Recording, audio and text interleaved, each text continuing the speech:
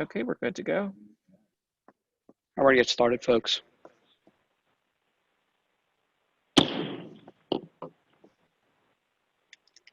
The purpose of the meeting is to conduct the business of the Gettysburg Area School District. Public comment is welcome and issues will be referred to the appropriate board, committee, or administrator.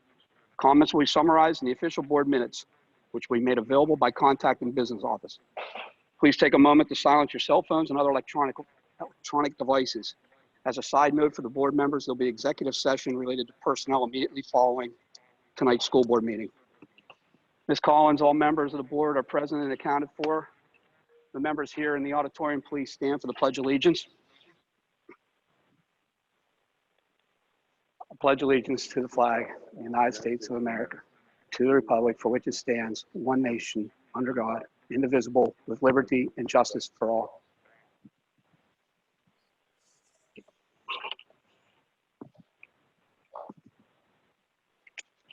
Notice and communications?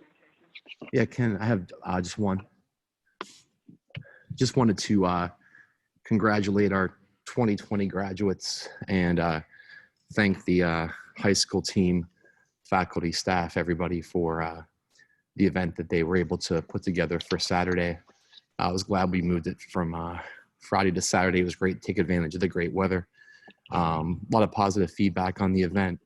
I know how much they put into planning for having that be a drive-through situation. So congratulations to our graduates and their families, and also thank you to the high school team for a lot of effort in putting it together.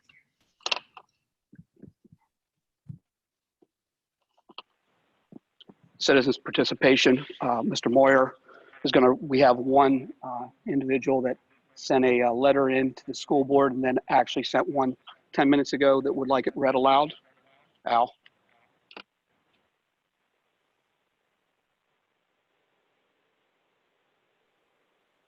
Thank you, Mr. President.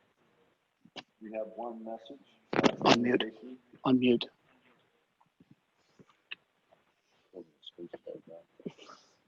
Go.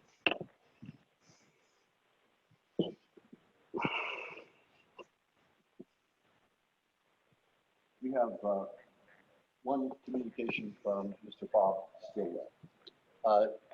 Here goes. Mr. President, my name is Bob Stillwell, and I am a Gettysburg Area School District taxpayer. I wish to follow up on my remarks at your last meeting and announce again any proposed tax increase for the GASD 2020-21 fiscal year as previously unnecessary.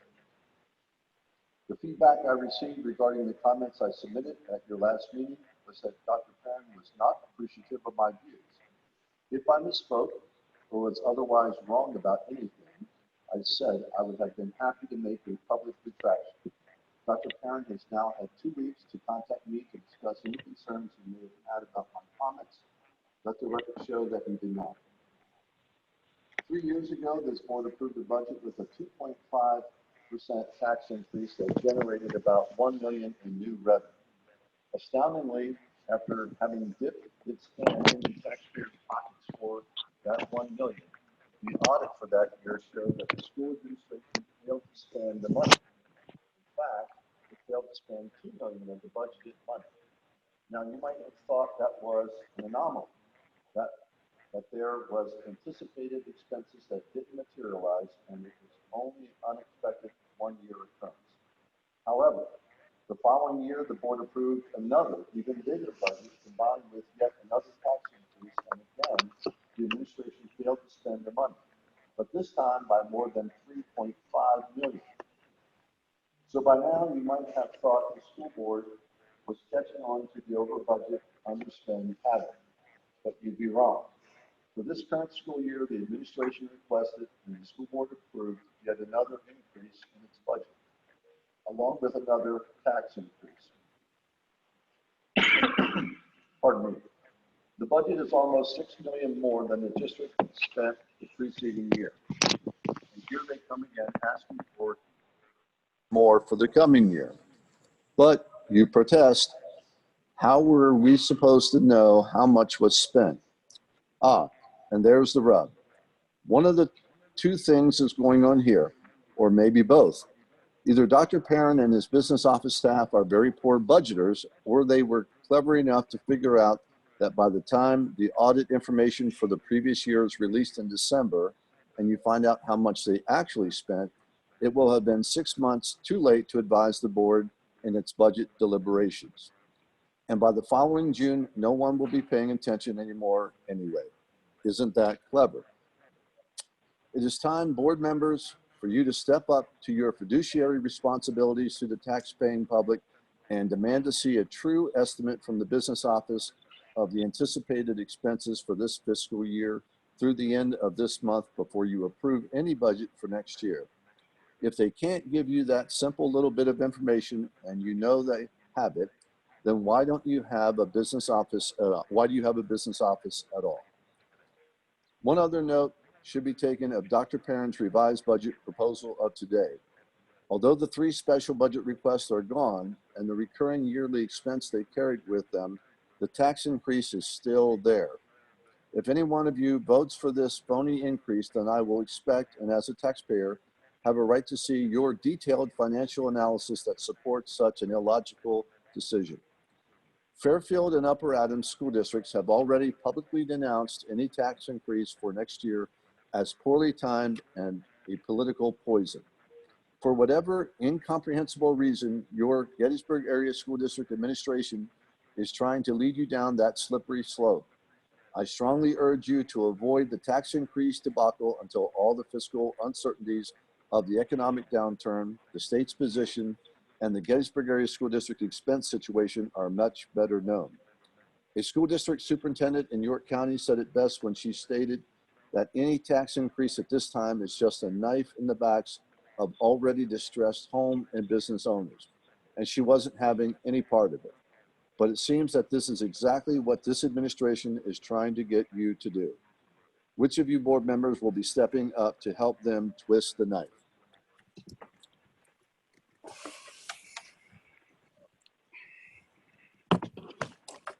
If you guys can give me 1 moment while I get my audio back, please.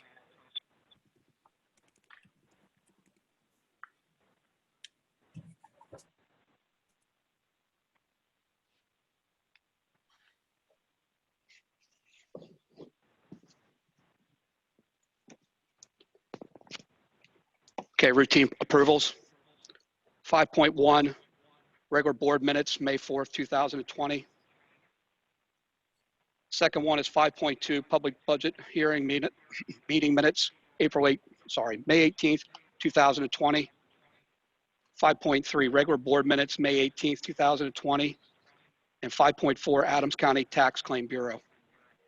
In addition, 5.5, dispositories. Do I have a motion for routine approvals, please? I'll second. Question? For the record, we could not hear. For the record, we could not hear Sylvan.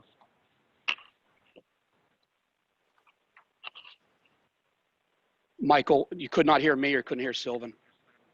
Could not hear Sylvan. I'll repeat it. So moved. Okay, I understand that.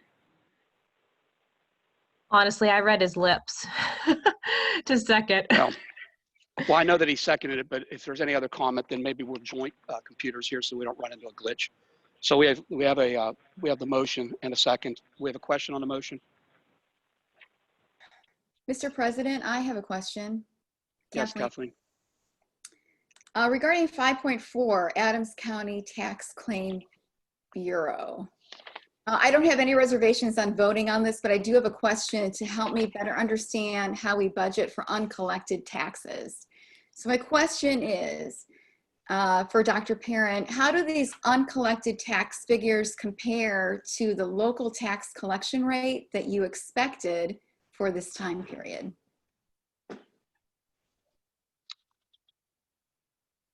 I'll ask Belinda or Tom to answer that question.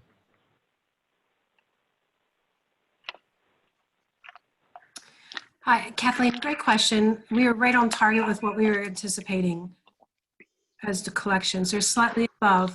The collection period rate was not affected by the COVID-19, so we are seeing the collection rate as what was expected. Yes, thank you. I recognize that these figures are predate the pandemic, but just I was curious to know if the figures, I guess just over $1 million is what we expected to not collect. And it sounds like that is what we expected. Thank you. You're welcome. And for those following along, 5.6 human resource recommendation was not included in the motion, and that was a misstep on my part.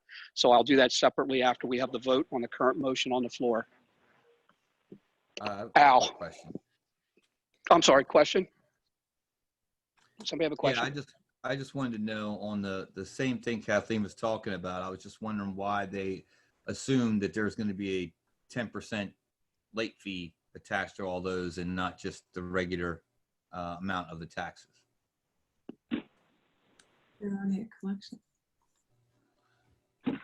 Top of it, it says it's adding a 10% with a 10% late fee on it. Yes, that's in the legislative law, that there is a penalty assessed to the tax bills by the tax collection law. Yeah, I know that, but why are we assuming that's the money we're going to be getting, that everybody's going to be late? Can I jump in here quick? I'll be late. The tax claim bureau, it's already in penalty when it gets turned over to the tax claim bureau. Okay. Right.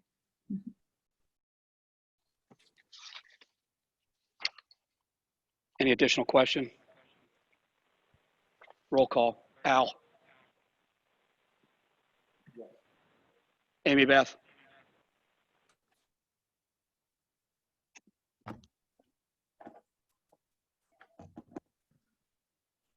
Amy Beth. Yes. Carrie. Yes. Timon. I'm going to abstain because I could only pick up about half of what he said. What he said, and I couldn't understand him. And I didn't want to interrupt. Sylvan. Yes. Mike. Yes. Tim. Yes. Kathleen. Yes. And I vote yes. Still under routine approval is the 5.6 human resources recommendations, which was a file attachment. May I have a motion for that, please? So moved. And second, this is Carrie. Thank you, Carrie. Question? I just had one. This is the Act 93.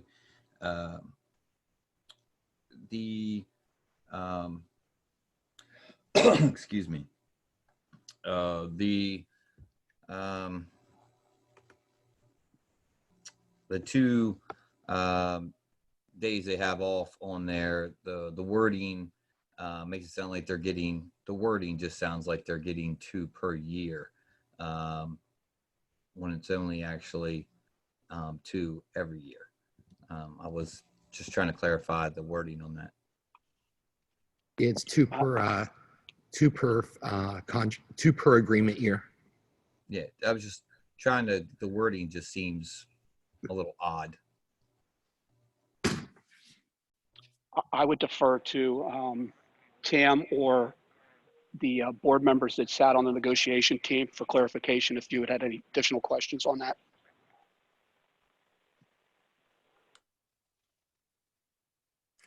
Mr. President, Yes. I want to say we are so fortunate as a district to have the administrators and the professionals that we have, and I absolutely want to support them. If we were in any other year, I wouldn't be sharing a reservation that I have. The law, as we know, requires us to present a 1-year agreement, and the proposed agreement is a 4-year agreement.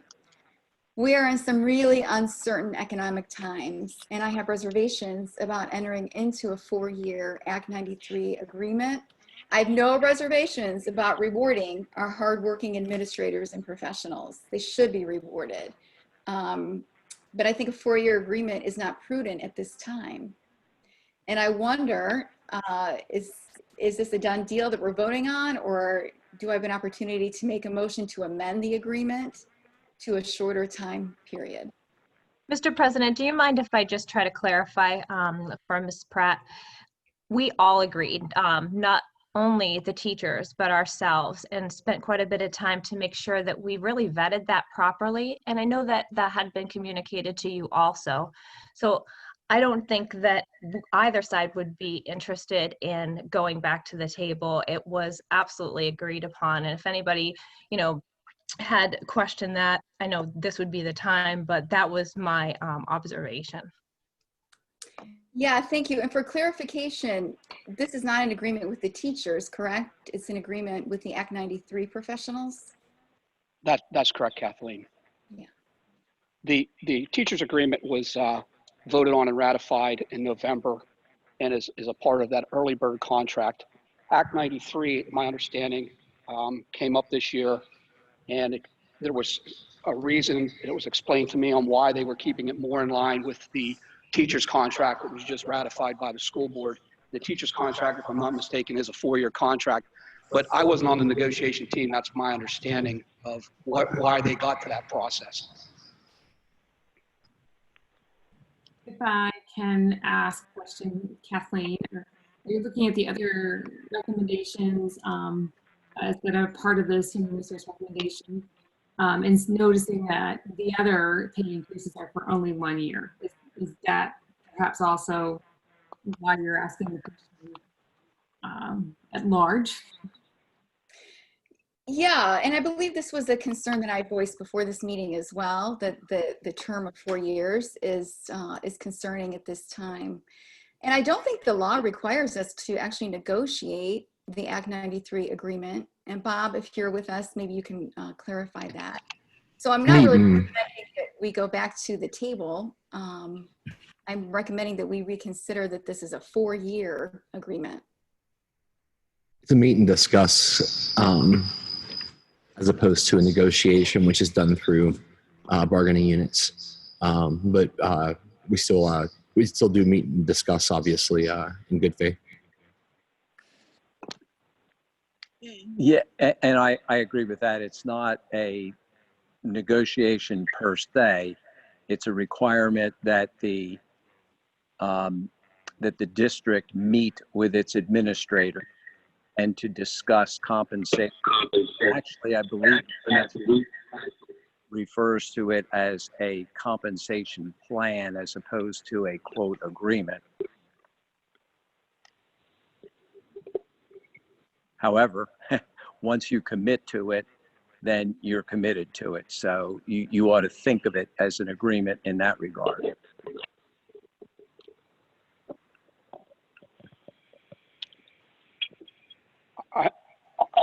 As I'm seeing this right now, and I'll stand corrected, and anybody can jump in, Bob, Mike, or anybody else with Robert's rules. There's a motion on the floor. It's been seconded. We're in the question phase of this, so we're left with 2 options. Kathleen, you can make a motion to table this particular motion, and if you got it seconded, it would get voted on, or I think we proceed right to a vote. Is that correct, Bob? If you don't have any subsidiary motions, yes, you would proceed right to the vote as long as all the questions and debate is concluded. All right, and I will not make a motion to table this. Okay. Are there any additional questions?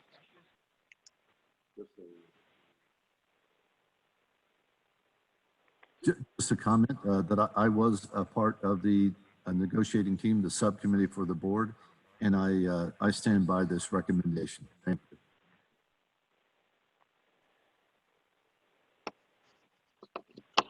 With no additional questions, roll call.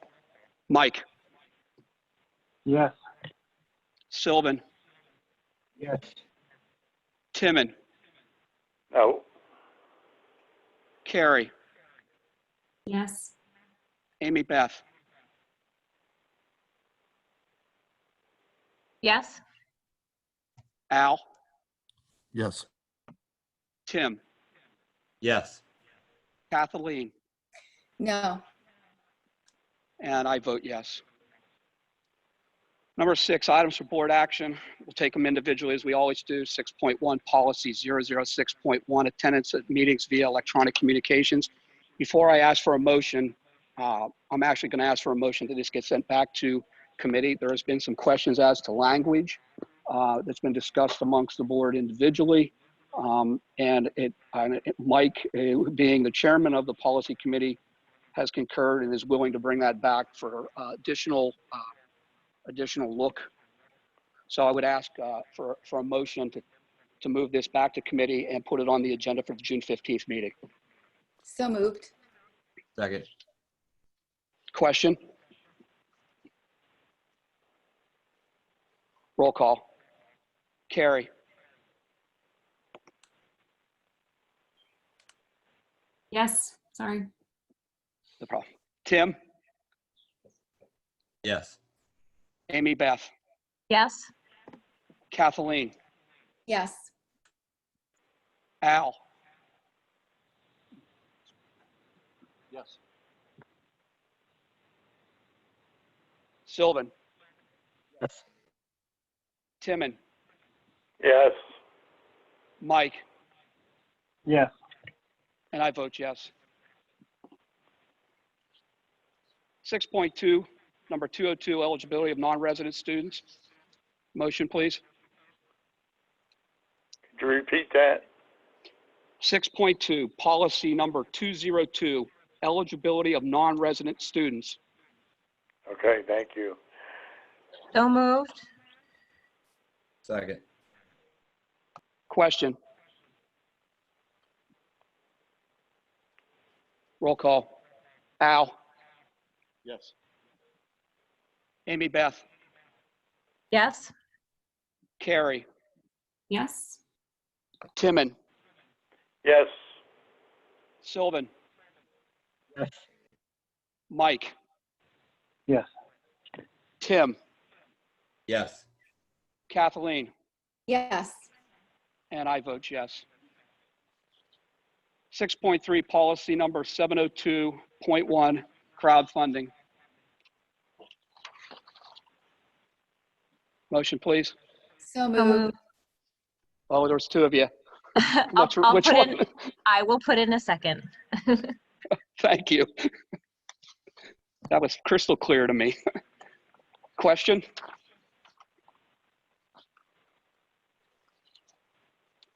Roll call. Carrie? Yes. Tim? Yes.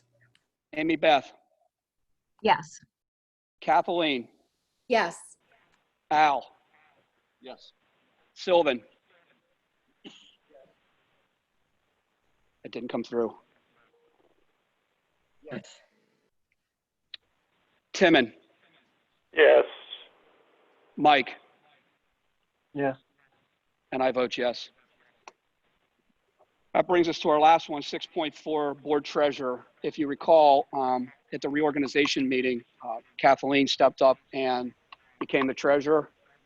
Are there anyone interested for another nomination at this time? Actually, Kathleen, I probably should ask you if you're still interested. I would be happy to continue to serve as treasurer. May I have a motion, please? I move to nominate Kathleen as treasurer or to continue her as treasurer. Second. Question?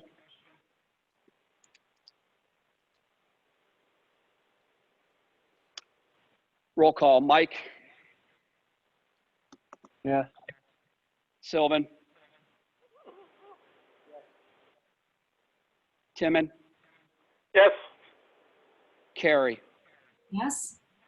Amy Beth? Yes. Al? Yes. Tim? Yes. Kathleen? Yes. And I vote yes. Informational items, 7.1, Chromebook purchases. Dr. Perrin? Yes, this is just an informational item to follow up with information shared at a previous board meeting. We're going to purchase second round of Chromebooks tomorrow, June 2nd, so we can get them prior to the start of the school year. That will enable us to be one-to-one K-12 in the district, and that's good news as we look at various ways that we address schooling with our students, regardless of the situation, really. So we're really, really happy to be moving in that direction. And Jeff will make that purchase. Jeff will make the purchase tomorrow. So just wanted to share that as an informational item. 7.2, I'm sorry, are there any questions on 7.1?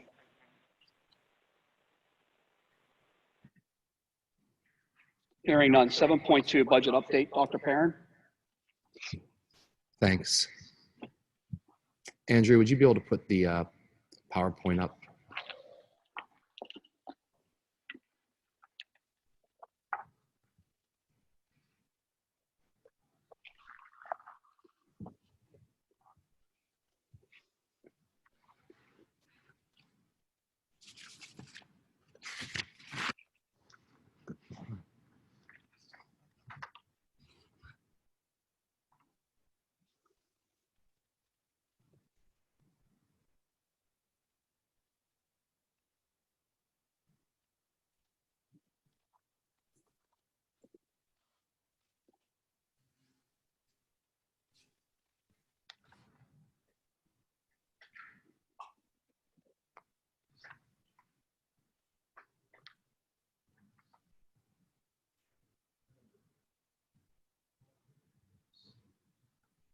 Mr. President. All right, so that's so there are 3 attachments. One is the Tim, and I believe you were addressing the board. Is there any place we can look this up for those of us in the dark? on the board agenda. Yes, if you go to the board agenda, and if you go down and click on the budget update, there'll be an attached file that you'll be able to bring up. If I do that, you're going to get nothing but feedback. Go ahead. Thank you. All right, Andrew, go ahead and go to the next couple of slides. We've been through these several times. Keep going. Right there. Back. Forward one more.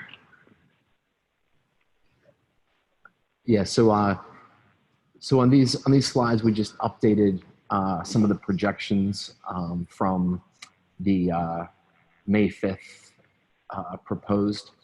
The 18th was a budget hearing on the May 5th information. So between May 5th and now, both Belinda and Tom have worked on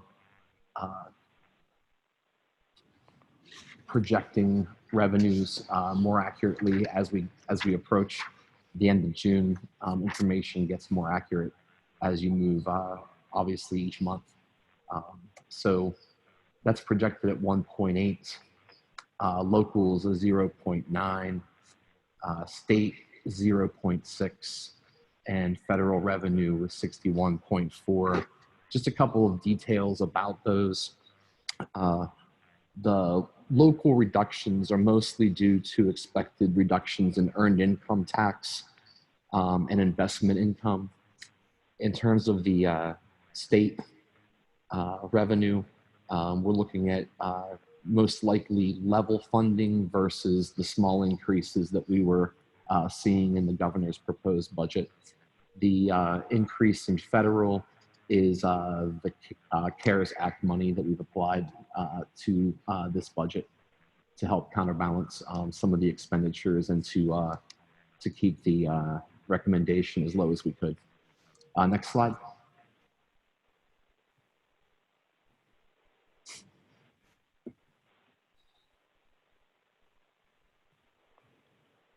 Expenditure projections, 2.8.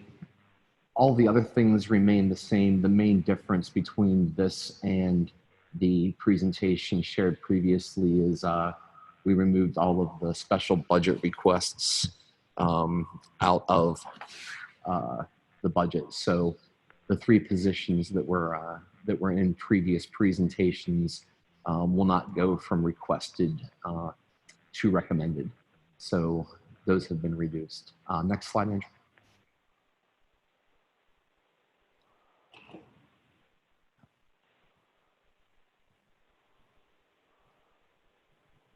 That's how the expenses break down, pretty similar to previous slides. Next slide. Dr. Perrin, Yes, Karen? um, pardon me for interrupting it there. And it was on that, Andrew does not need to go back to the pie chart, but in the pie chart, it shows that the majority of the expenses really fall under payroll and benefits. And I have a question, but I know it'll probably be passed to Melinda. So Melinda, bear with me on that. With the 2.925 salary raise for the staff that was just voted tonight, it would be beneficial to know what amount that totals to. I know when Belinda builds a budget, she has to plug in some number as to what her expenditures will be. And, you know, there's lovely spreadsheets with all those details of who's making what. But I imagine there's a way to total that. And it would be beneficial to know that, not tonight, but as we go forward, and then look at the recommended recommendation at the end of this budget process as to what the tax increase will be and how those two numbers compare. Thanks, Karen. Andrew, next slide, please. So those were the SBRs. So we're just removing those from moving forward. Next slide, please. So there was one right above there, I believe. Or I'm sorry, go down. You're right, go down one slide. So that just, we've been showing that slide for a while. So we were looking at 0.86 my first year, then 1.0, and then looking at a 0.75 recommendation as of today, which of course we also make changes prior to the June 15th date as well. Next slide.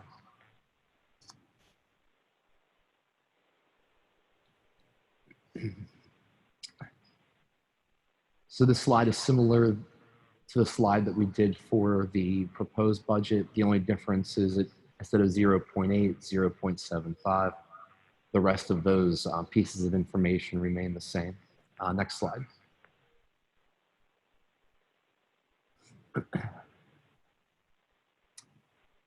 This slide is also shown in a document that was attached to the agenda as well. It's just a summary. And at the proposed budget, the columns basically were 0 and 0.8. So these reflect 0 and 0.75. The main difference between 0 and 0.75 is use of fund balance.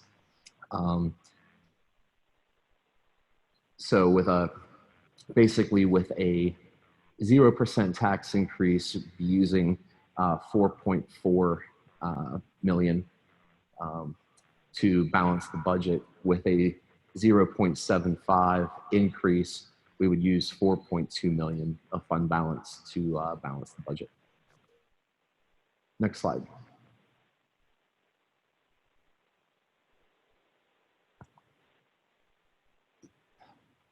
And those numbers are highlighted again on this slide. So the highlighted numbers are basically the amount of fund balance used, to balance the budget. The 0.75 recommendation keeps almost 8% in fund balance. Obviously, the 0 keeps less. One of the reasons of trying to keep close to 8, there are some unknowns next year. So we're trying to mitigate against some huge jumps.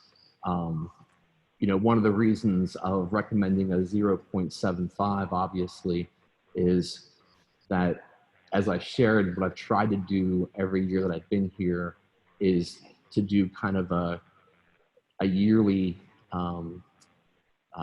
increase, less than half of our ability to raise taxes. So the 0.75, obviously this year, and then trying to hit a similar number next year, even with some of the unknowns that we have in front of us, trying to make sure that for the short term that we're in good shape, and also for the long term that we're able to handle some of those swings. Some of the things that we'll be looking at, for instance, there's a good chance that about 550,000 of that federal money will obviously disappear next year, because unless they plan on doing a CARES Act the second year in a row, that will decrease on the federal side on next year's abacus. I will say that basically $4.2 million is approximately, I think it's right around 76% of our fund balance. So right now, the difference between our revenues and expenditures with this budget is equal to about 3/4 of our fund balance. So obviously the 0% would be a little bit, it'd be about 80% of the fund balance. So, you know, as the gentleman mentioned in public comment, so we have the audit in December. You know, there's about $5.5 million would be sitting in fund balance. So without even starting, we're probably going to need somewhere around, unless we reduce expenditures significantly next year, we would need close to 4.2 unless other things change, like revenues rebound, you know, those types of things. So it's basically 1 month's worth almost of our payments, the fund balance right now as it sits. So 4.2 is a pretty large number between the revenues and expenditures. You know, we're trying to, you know, put ourselves in a position where, regardless of what might come at us next year with regards to some unknowns, that we mitigate a little bit of what we have to do on the far end to meet some of the challenges that come our way.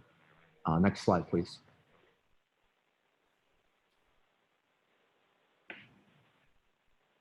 So at 0.75 for the average property owner, that is $21.28 per year. Next slide, please. So those are just kind of the millage rate changes over time from year to year. And next slide, please.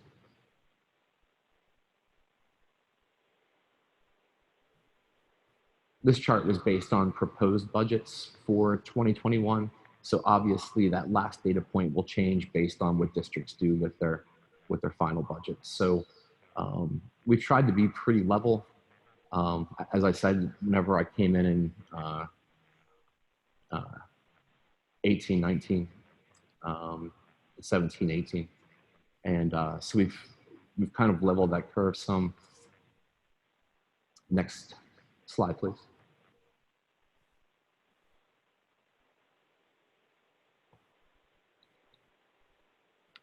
So between June 1st and June 15th, we'll take, again, like, you know, the information gets more accurate with every couple of weeks that goes by. So prior to that date, real close to that date, we'll get another update. Tom and Belinda will get another update on revenues, make any adjustments to this data, and then we will obviously, you know, update the rest of the recommendation. You know, the first proposed budget we put together had 0.8, and we knew that those revenues would change a bit. So even with some of the biggest changes we've seen, we're still at 0.75, which was, you know, it's definitely the idea behind that. And if we can lower that through new information, we certainly will. I always look to make the lowest recommendation I can make while still putting us in a position to be healthy moving forward. Open up for questions. Hey, Jason. Yes. The only thing that I noticed under the total expenditure increase, which is 2.8, Mm-hmm. That was 2.8 when we still had the SBRs on there. I thought that would have dropped after taking them off. Well, we to meet some of those there were pretty significant revenue decreases in these projections. So we actually, along with those SBRs, got as lean as we could in some other areas as well.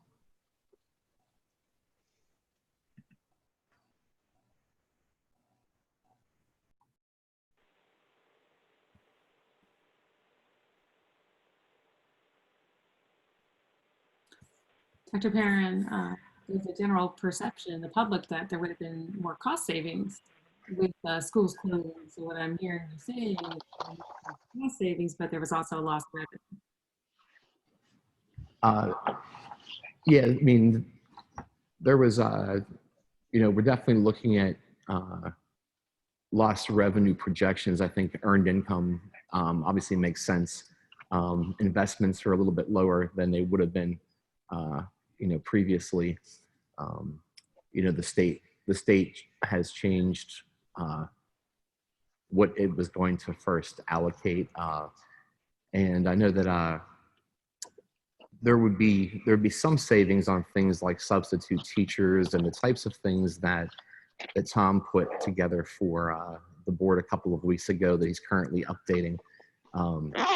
But we always get a pretty good sense of how the budget performed and you know, where those savings would have occurred.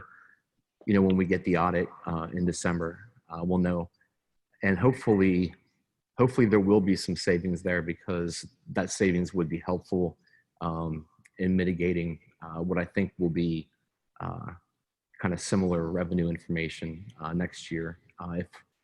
If things work out, it could always be a different story. But so there are certainly some things that you don't pay for, and then there are a lot of other things that are your most significant costs that still occur.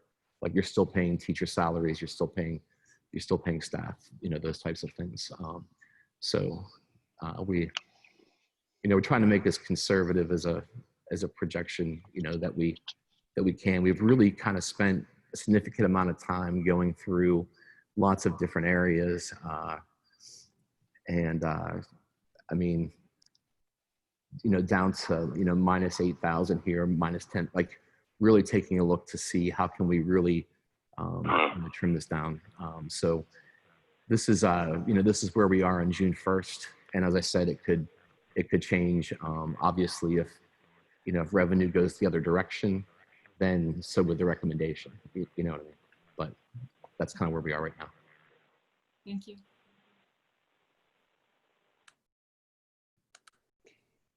Dr. Perrin, hi, Kathleen. I have a question just to try to better understand the use of the unassigned fund balance to balance the proposed budget. So if I saw the numbers correctly, we'll keep the unassigned fund balance at 8%, just under, I think it was 7.99 or something like that, with tax increase. Right. If we have a 0% increase, so if we have no increase, did I see the figures correctly that the unassigned fund balance will be 7.657? Right. So basically the amount of tax generated by 0.75 just causes you to use less of your fund balance. Mm-hmm. What reservations would you have if our unassigned fund balance was at 7.657? That are the difference between revenues and expenditures is $4.2 million. We're walking a pretty tight line there. Say for instance, I'll just this is just a hypothetical, but just to kind of throw it out there. Say in December we get the audit back, and there's $3 million left from this current year's budget. So that $3 million would go back into unassigned fund balance. And then if we used 4.2 to balance next year's budget, that would bring our fund balance down to about $4 million. I'm not even sure that's in the 6 to 8% range. So it doesn't take long if going in that direction where your fund balance basically can deplete over, just 1 to 2, 1, 2, 3 years. I don't know if that answers your question, Kathleen. It does. Thank you. Sure. Dr. Perrin, Carrie again. Yeah. Not all school districts have a limit on their fund balance like Gettysburg does. They had the Gettysburg School Board previously, I don't know how many years it's been in existence, that they set that 6 to 8% range. When you go below that fund balance, you were starting to allude to that. Maybe I should ask it this way: what things might be needed? What is the purpose of the unassigned fund balance? After the December audit going forward, besides to fill the fissure in the budget. I mean, each district handles it differently. Number of the districts that I've been in have handled it in a couple of different ways. A lot of times at the end of the audit, if a whole lot of fund balance wasn't needed to balance the budget, then they might put $1 million or $2 million into capital reserve for future projects, those types of things.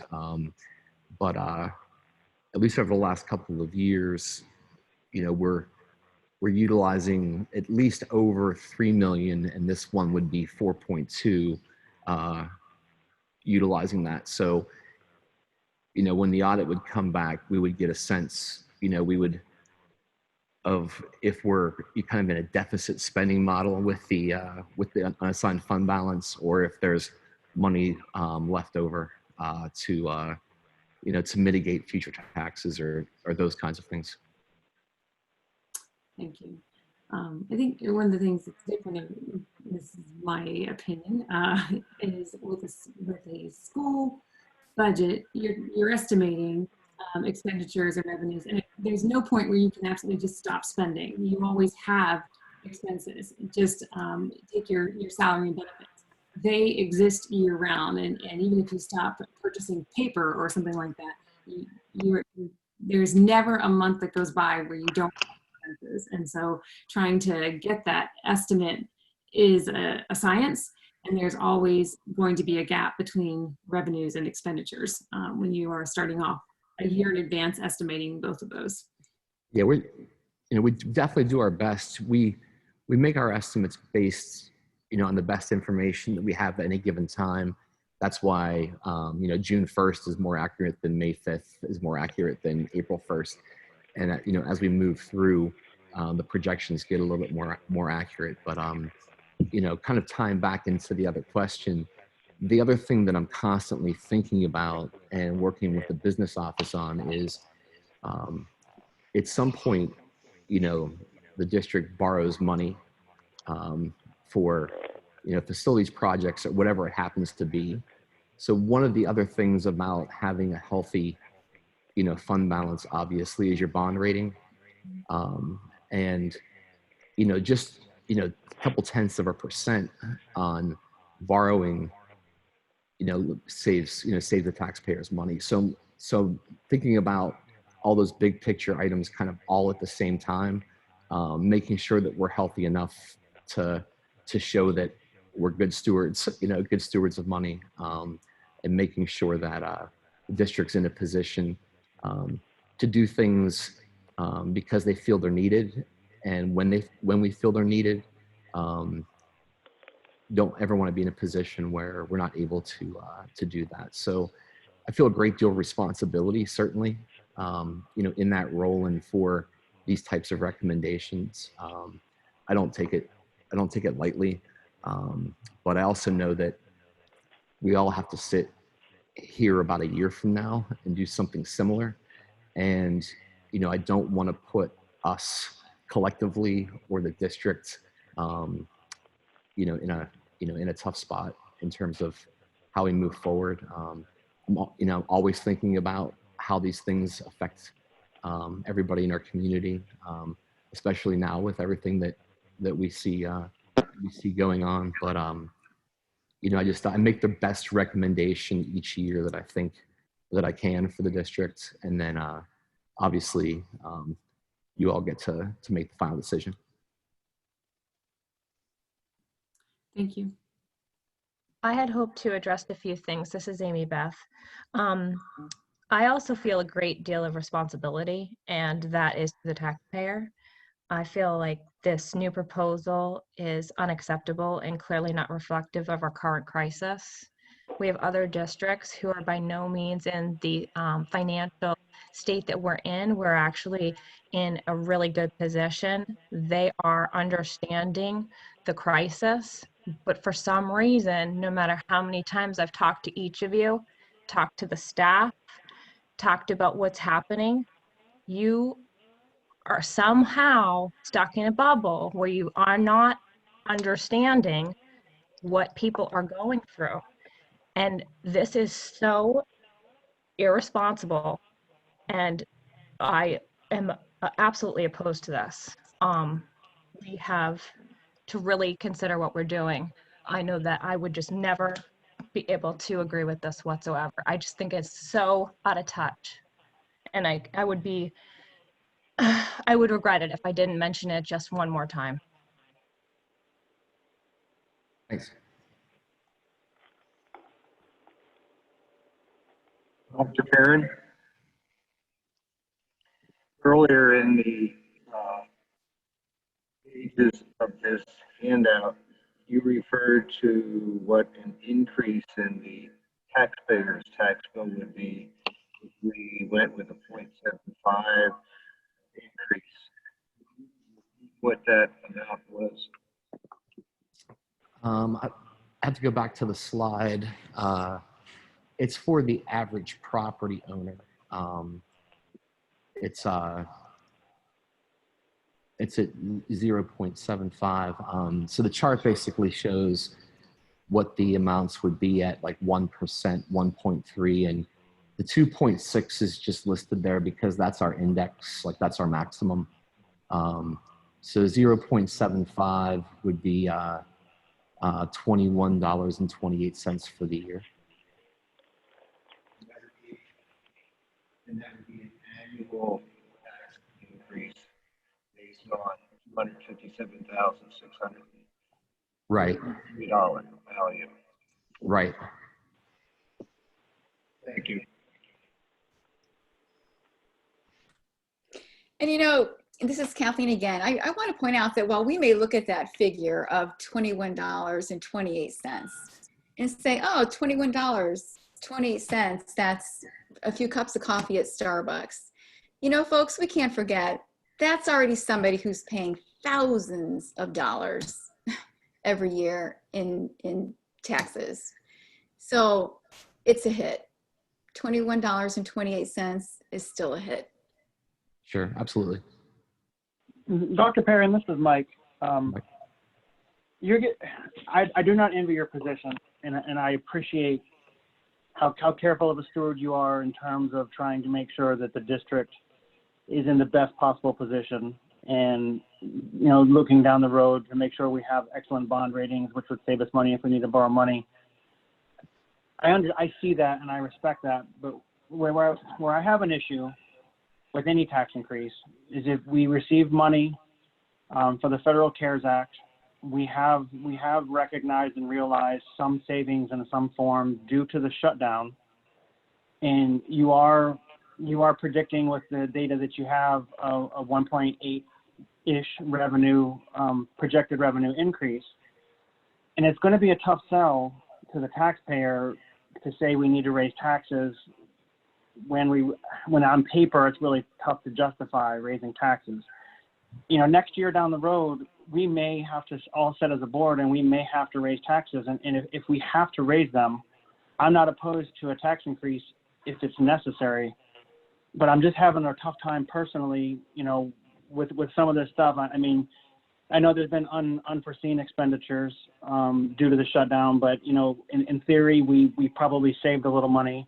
We've gotten a little bit of money from the Federal CARES Act, and it's just, you know, it's just tough. It's a tough sell, and I just wanted to share that personally. Yeah, I appreciate the comments, Mike. Yeah, it's you know, it's always a challenge. You know, we try to apply those variables, you know, certainly where we can.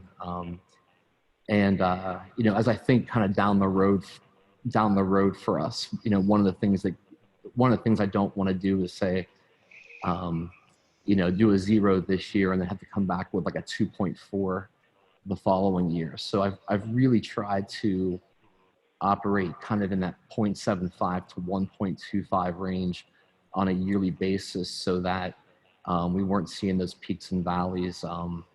And you know, whenever I came in, it was one of the things that was asked was if we could get kind of a yearly predictable small incremental change versus hitting those peaks and valleys. So really tried my best to do that. But you know, but you know, you are still projecting revenues and expenditures though, just like, you know, we do on a yearly basis. Dr. Karen, if I could just address the CARES Act, it's very specific as to what that money could be spent on. It's things like technology, like Wi-Fi access, personal protective equipment, and it's clear it is intended for uniformity. So, you know, whatever maybe purchased is for all students, and that what you do for your English learners, you also, you know, have already done for all of your students. It is very specific to the move, so that as positioning a school so that they are prepared should they have to offer distance learning or blended learning, or any of the multiple ways superintendents and districts are considering offering educational opportunities next year, that it may not be 100% face-to-face for the entire year, and so very specific as to how that money can be spent. Dr. Perrin, did I just hear you also say that you would not anticipate that the 0.75 would go lower between now and the next time we talk? I think, I mean, we'll look at the, we always try to make last minute adjustments based on the latest information we have. So like, say for instance, you know, 10 days or 11 days from now, if the revenue projection changes, for instance, that would allow us to go, say, to 0.5, you know, we would do that. We still watch that up until June 15th, and we'll make adjustments. I mean, obviously, I want to make it as low as I can for everybody. Well, and one last comment. What a dilemma to be in when you know, we approved a teacher's contract at 2.925%, and that's you know, guaranteed raises. And also, we just looked at the Act 93, the professional staff, and all of those, and you know, we've committed to that. And that does cost money when you make those commitments. And how that's paid for, if you don't have any kind of increases, something else has to be cut. I mean, it stands out more in years similar to this, and similar to, if everybody remembers, spring of 2011. That was a really tough year for districts as well. It stands out in those, you know, in those years specifically because a lot of times you have multiple variables coming together that make it difficult. You know, almost any given year, you'll deal with like one tough variable, but you can usually mitigate that variable with other variables. But, you know, this is one of those, you know, type years, and next year could be as well, where you have multiple variables coming together to create, you know, to create some challenges. So, you know, we're, you know, constantly looking at kind of, or have been, I mean, since I got here, really, we're always looking at everything that we do to say what's the most valuable / cost-effective way of doing it. You know, always thinking about that resourcing piece as part of it. Always, you know, when attrition occurs, you know, do you need that position? Do you repurpose it? Do you not fill it at all? So we do that with every, you know, every position, you know, that we we have. So, so those are the kind of the things that we're thinking about. And obviously, as Tom and Belinda update, you know, we'll meet again the week prior to the 15th to take a look at that and absolutely do the best that we can for all of us in the community. And I you know, I think about it all the time. Dr. Perrin, this is Tim, but and I get everything you're saying. It all essentially makes sense, with the exception of there are, and I wouldn't know the numbers because I don't think they've been projected for our district as a whole, but there are probably a lot of people who haven't been working, aren't working, lost their jobs, don't know when they're going back. And it might be $21, but they're probably going to be taking, you know, 6 to 8 months to a year to catch up for the 3 months they've already lost. And then to add another $21 of their taxes is not a good idea. You know, some people it didn't affect. They work every day. It wasn't a big deal. But there's a lot of people that, small businesses and all that stuff, that haven't been open, are barely open now. Restaurants that have just been doing takeout. You know, it's a lot of money that these people have lost, and for us to go ahead and try to do a 0.75% tax increase, I really don't think is warranted at this time. Thanks, Tim.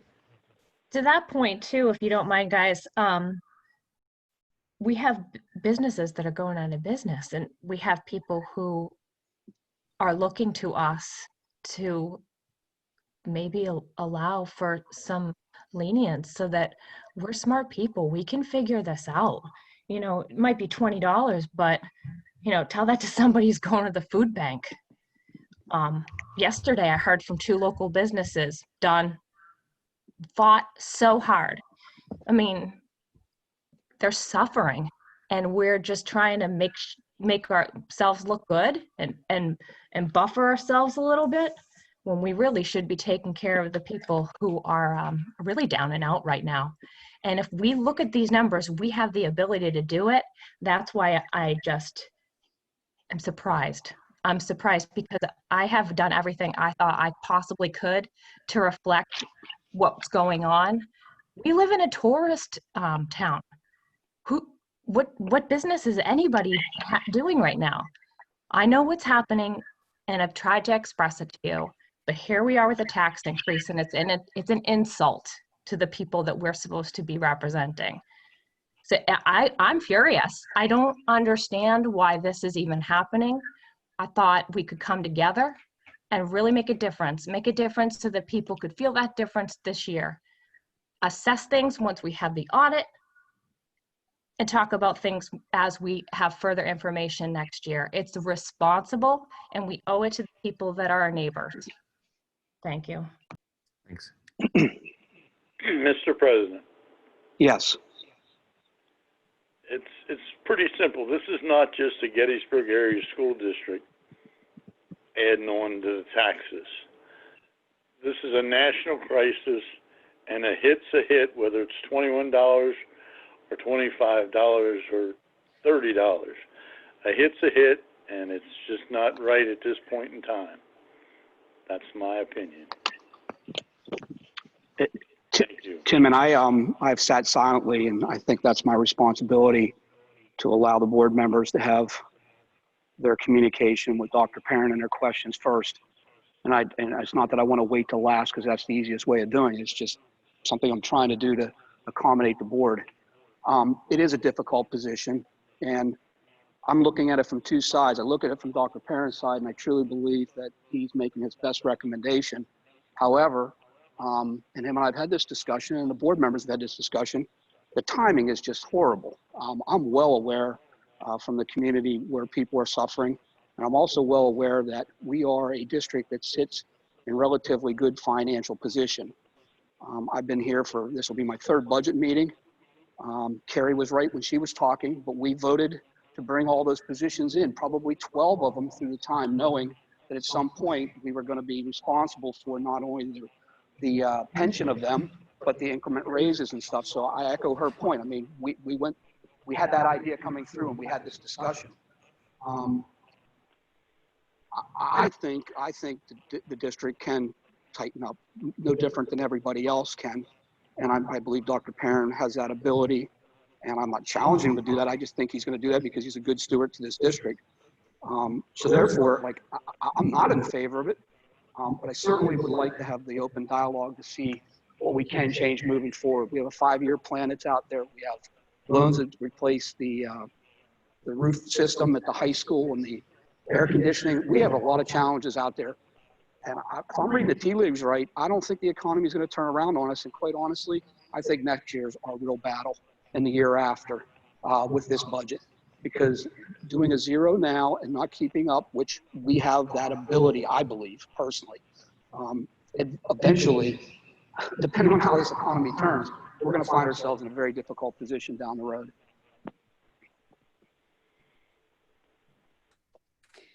Mr. President, Oh, I believe that there are two ways to look at the $21.28 increase. And I believe people read into why I brought that up. Actually, I'm just looking at it first. A couple meetings ago, I made it clear that I was not in favor of adding positions, and that I was only in favor of adding a bit of money to it so we don't find ourselves in a hole.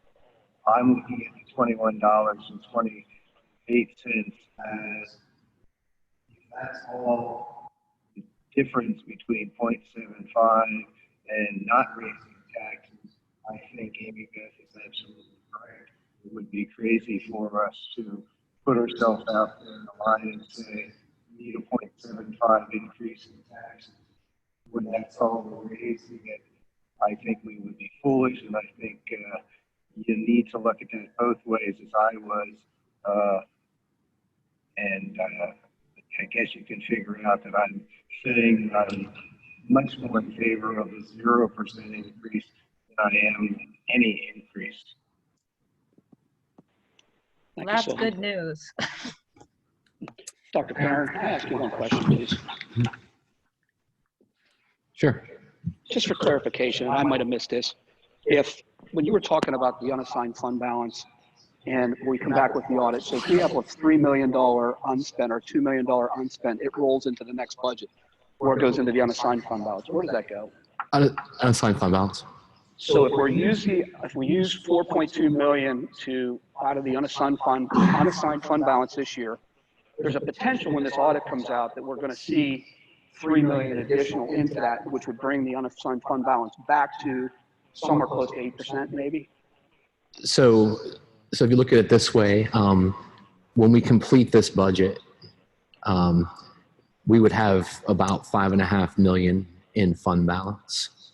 And we'd be using 4.2 million, not of that, just 4.2 million of fund balance to balance the next year's budget. So in December, when the audit would come, say that we have 3 million left over from the audit, that 3 would get tacked on to that 5.5 that's left over. So say it's 8.5. And then if we need so we're starting off with a deficit between revenues and expenditures of about 4.2 next year. So unless something significant changes, then we're going to be spending down the unassigned fund balance. If that makes sense. So if I heard you right, and we talked this the last couple of years, we get down to 5.5 million, and I'm just using an arbitrary figure. 3.3 million comes back in, because we've been averaging between somewhere around there. Once the audit comes in, that would take us up to about 8.5 million. But we would have a $4 to $4.5 million deficit with revenue expending next year. That would have to. That's where we would start. So if if other revenues didn't Right. change. And so that's the whole thing is you're not far off from really kind of depleting that fund balance if other variables also go into the negative. And I don't want to put you on the spot because I just want to ask you. So we would take that, we could use that again as a gap, but I understand that in long term, it's not fiscally sound to do that. I completely understand that. But in terms of the short term right now, given with everything we have, and I really, not on the spot, just an honest answer, is there a way that we could go at 0% right now, understanding that we can trim our expenditures to the best of our ability, maybe go back and look at the 5-year plan and adjust that to meet the needs that are very pressing right now. And I'm not talking about the long range loans because I understand that. I mean, we have roofs that have to be done. We can't ignore that. But that's your loan. That's not on the budget item, correct? Yeah, that's not part of this, the general fund budget. So if you say the board voted for a 0% tax increase, we would use $4.6 million of unassigned fund balance. That's correct. So next year, as we started the process, the CARES money will likely disappear from the federal revenue. So you start right there with minus 550,000 and then kind of work your way from there in terms of other variables. So if some of the other local revenues and state revenues increase, it'll help mitigate that. If they don't, you kind of start there and then have to walk back your expenditures to try to either match or be more significant than your drops in revenue.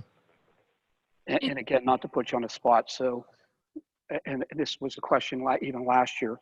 We can, and I have confidence that the district can survive, and it survived 3 other times I saw on the chart where we did a 0% and we either trimmed or we adjusted. But it's almost part of me says it's kicking the can down the road because at some point we're going to have some hard decisions to make. And I think everybody is, every business, every school district, every agency, because the unassigned, the underfunded or no funded programs aren't stopping. I mean, we're getting lit up every single year with state mandates and federal mandates that it's on the back of the taxpayers. And we sit here as 9 collective board members having to deal with that. And it's not by any fault of ours. But I mean, I got to kind of echo what I've heard on the board. I would really hope that between now and June 15th, we take a strong look and see if we can't come up with a plan to change something a little bit around here and see if we can't give the community a break. Yeah, I mean, I don't think they're going to accept anything less than that, to be honest with you right now. We'll certainly, Tom and Belinda and I will be meeting again multiple times between now and the 15th. So we'll do the best we can given the feedback that you all shared with us tonight, and we'll go from there. Yeah, and I want to echo, and then I'll get off the stage here. This isn't personal. I mean, I have nothing but confidence. And I don't think you're reckless in any of your recommendations. I think you're looking long-term. And that's what you were hired to do, to put the district in the best position. Unfortunately, we found ourselves in I hope a once-in-a-lifetime position that we're all facing right now, especially the community. And I don't know, it's almost a gut feeling right now. Thanks. Does any other board member have any questions for Dr. Perrin?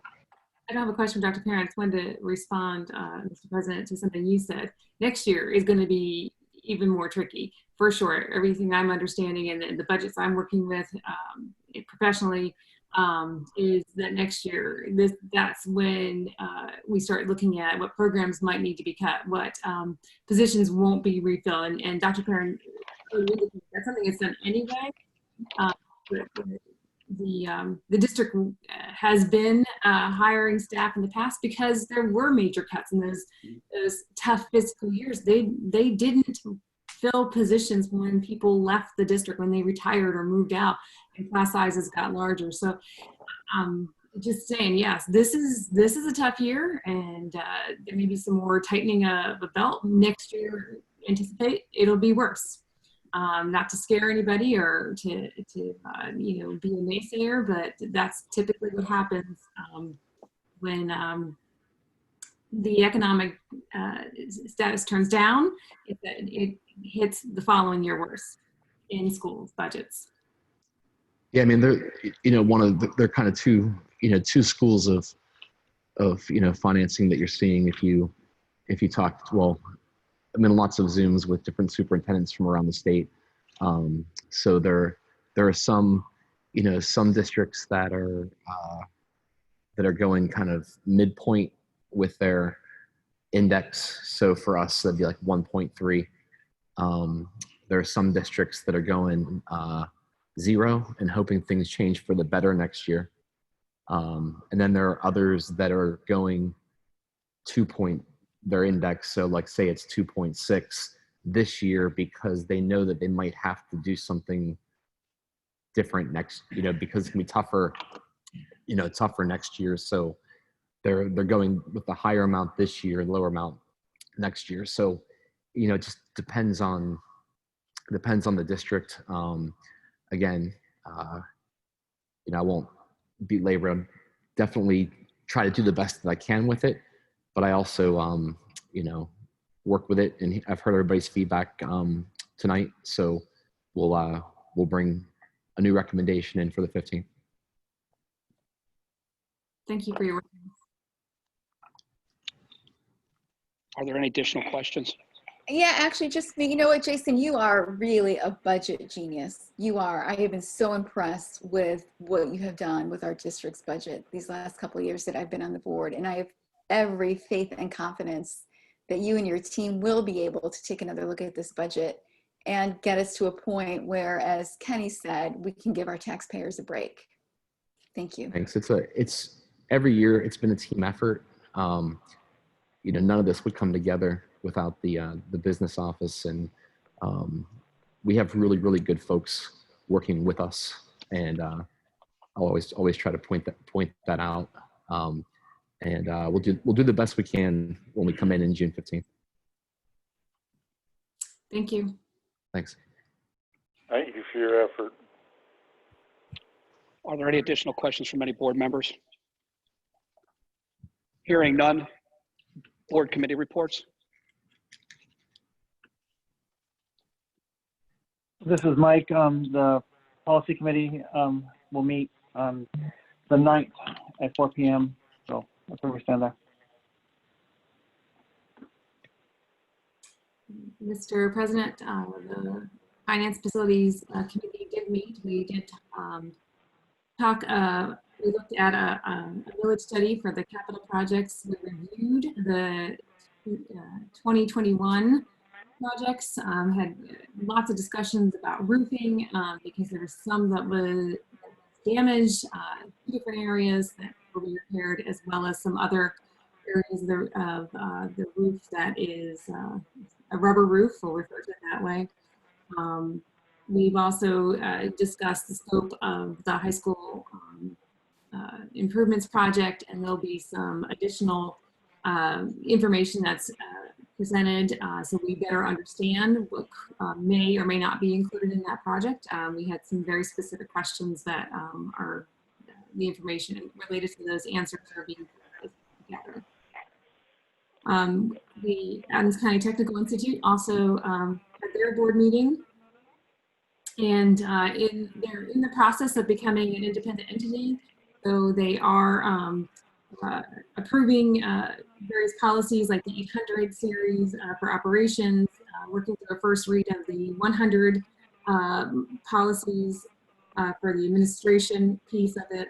And some of the other pieces that make them an independent entity, that they're working through a student information system, working through a financial information system. So all of that is new for Sean and his administrative assistant, but they're working through that process so they can be a standalone entity. And there was a great deal of discussion about the end of the school year for the Technical Institute and what things might look like for the next school year. There's a lot of unknowns, and certainly what every sending school district in the county decision that they make will impact then what the technical institute is able to do at the start of the school year and what programming they're going to offer. They are definitely going to be prepared with making sure every student knows how to use Google Classroom. So should there be a need for social distancing, they can immediately go to a virtual means for lessons that are appropriate. Thank you, Carrie. Any additional board committee reports? Okay, building program reports. Dr. Lay, you can go ahead. Thank you. Good evening. Good evening, Dr. Lay. Yes, can you hear me? Yes, good evening. Oh, good evening. This is our last week of remote learning for grades K through 11. So I know students are excited about summer vacation, and it's been a journey for us. We did a survey of our families, and we had approximately 830 responses on the survey, and we'll be sharing the overall results of that data with you at the next board meeting. Our summer virtual academy opened on Friday for registration with our teachers, and teachers are anxiously signing up for sessions that align with many things we've talked about tonight, and that involves remote learning and best practices that we can continue in our brick and mortar setting and whatever our circumstance finds us in during the upcoming school year. Our sessions begin on June 8th, the first Monday after school is out, and they run through our calendar date for when we come back to school. And we may need to make some changes to some of the offerings depending on what school presents for us. So we'll look at those needs as they present and plan accordingly for August. So thank you.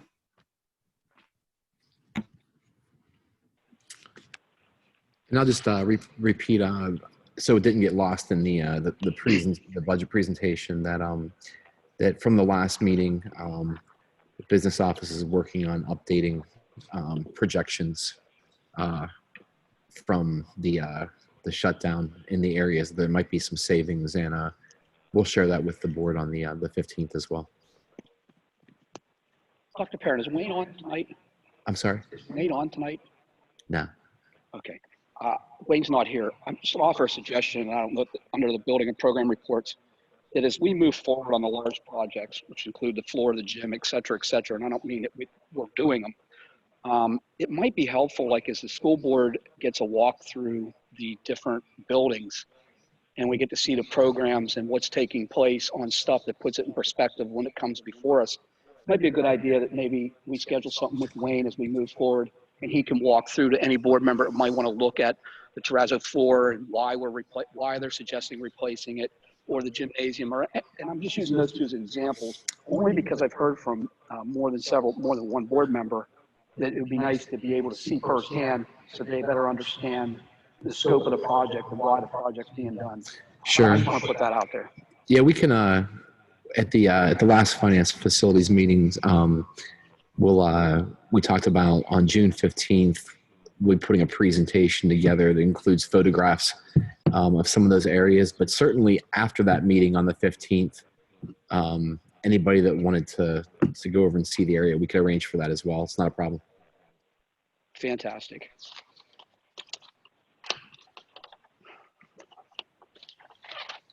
As we move forward here, our next meeting is June 15th. And as I get into telling you about June 15th, I hope that we're all sitting together and we are in the green phase. But I'd be remiss not to thank the staff from the school district, because those that are not here today, social distancing and any issue can be put to rest. We are nowhere near each other, and it's absolutely a fantastic setup that the district staff did for us. And I would encourage on June 15th, whether we're green or yellow, again, it's your personal preference, that we would all be able to get together in a controlled setting and have a board meeting without the difficulties of Zoom. And you all well know we're versed in the difficulties, and we haven't seemed to master it. Not even tonight in here, there's some echoes and other issues. Having said that, for those who did get a chance because of obligations to attend graduation, I just want to echo that was probably one of the best events I've seen since I've been with this district. To watch Jeremy Lusk and his staff, and when I say his staff, I mean a complete effort, put together something that just was absolutely moving, and that's the best word I can use, to send off these graduates. It just spellbound me. I walked away from there and I couldn't stop talking about it. Everybody I saw, I thanked them. That was special, and I heard back from so many parents that just were so amazed that the district cared enough to pull that through. So Jeremy, I think you're still on. You there, Jeremy? I am. My friend, what a fantastic job you did. I want to publicly say that to you. I know that I've talked to you privately, but that was an event that I will not soon forget. Yeah, you know, and as you said, it's definitely a team effort, and you know, I probably shouldn't start trying to name just a few of the teammates that were involved in that. I mean, it was truly everybody. You know, I work with two amazing assistants. You know, Mike and Christy are some of the best. So I'm blessed in that way. But from buildings and grounds and teachers and administrative assistants, and you know, again, I hate to start naming people because I'll miss someone who surely chipped in some way, shape, or form. But we were happy to do it. You know, we have folks that are doing anything for kids, and including what you saw on Saturday, and it went really well. And thankfully, we had a beautiful day to work with, bumping it back a day.